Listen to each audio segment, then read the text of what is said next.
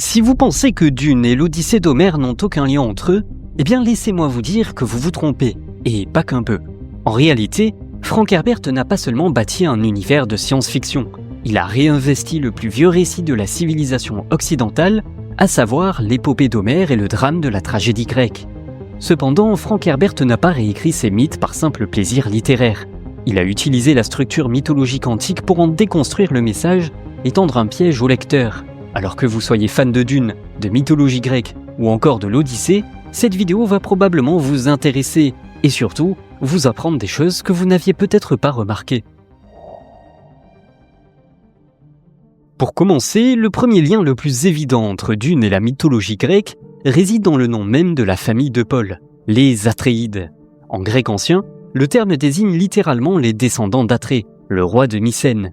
Dans la tragédie antique, Atrée commet l'acte le plus sacrilège qui soit en faisant égorger les enfants de son propre frère Thyeste pour les lui servir lors d'un festin. Ce crime scelle une malédiction intergénérationnelle qui condamne toute sa lignée à une spirale infernale d'infanticide, de parricide et de vengeance sanglante. C'est de cette même maison d'Atrée que descend le roi Agamemnon, le chef des troupes grecques lors de la guerre de Troie. Dans l'univers de Dune, cette filiation n'est pas une métaphore abstraite, mais un fait canonique de l'histoire. Dans Les Enfants de Dune, lorsque la régente Alia est submergée par ses mémoires ancestrales, la conscience du roi Agamemnon en personne émerge dans son esprit pour exiger audience.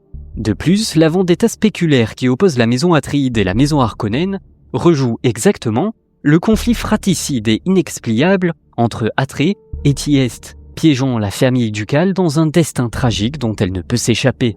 Dans l'épopée d'Homère, la cité de Troie était réputée imprenable, protégée par des remparts qu'aucun siège direct ne pouvait faire tomber. Dans Dune, Frank Herbert rejoue exactement ce principe.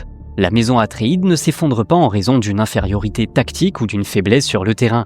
Bien au contraire, les troupes du duc Leto, formées par des combattants d'élite comme Duncan Idaho et Gurney Halleck, sont réputées pour constituer l'une des meilleures puissances militaires de l'univers connu. Leur force au combat est telle qu'elle fait trembler l'empereur lui-même, terrifié à l'idée que les soldats Atréides ne finissent par surpasser ces redoutables Sardaukars. Retranchée dans la citadelle d'Arrakeen, derrière ses boucliers de protection, l'armée du duc est invincible lors d'un affrontement frontal. Pour faire tomber cette ville de Troie moderne, la force brute ne suffit pas. Il nous faut donc une ruse d'infiltration. Et c'est ici qu'intervient le premier niveau du piège.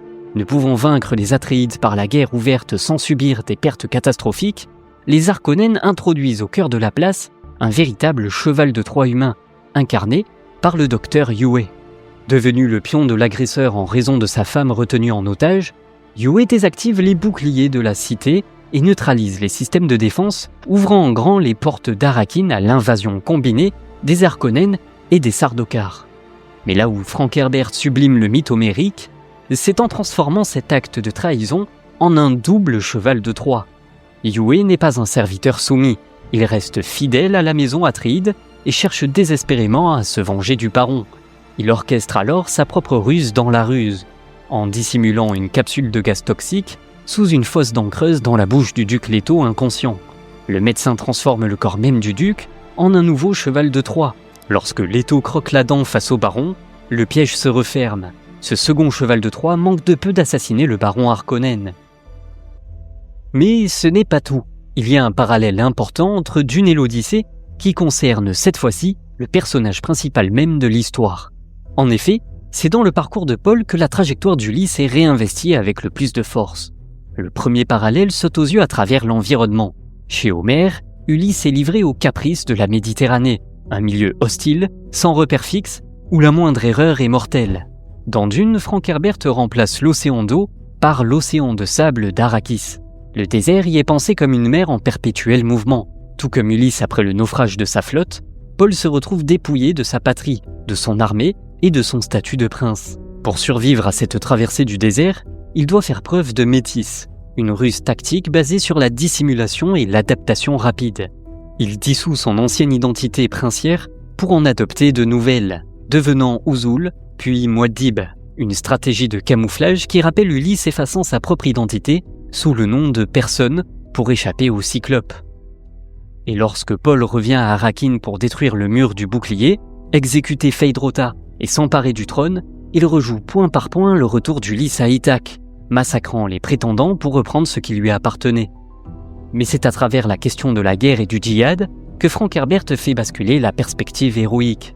Si l'histoire officielle retient Ulysse comme le glorieux héros de la guerre de Troie, la réalité de son voyage révèle une facette bien plus sombre. Pour les populations côtières de la Méditerranée qui voient débarquer ces navires, Ulysse et ses hommes ne sont pas des nobles libérateurs. Ce sont des raiders, incarnant le nom du peuple de la mer qui semait la terreur comme présenté dans le film L'Odyssée. Ainsi, on comprend que l'héroïsme n'est qu'une question de point de vue. Le héros de l'un est toujours le démon de l'autre. Frank Herbert applique exactement cette grille de lecture au personnage de Paul. Pour les Fremen du désert, Paul est le Lisan al-Gaïb, le sauveur prophétisé venu briser leur chaîne.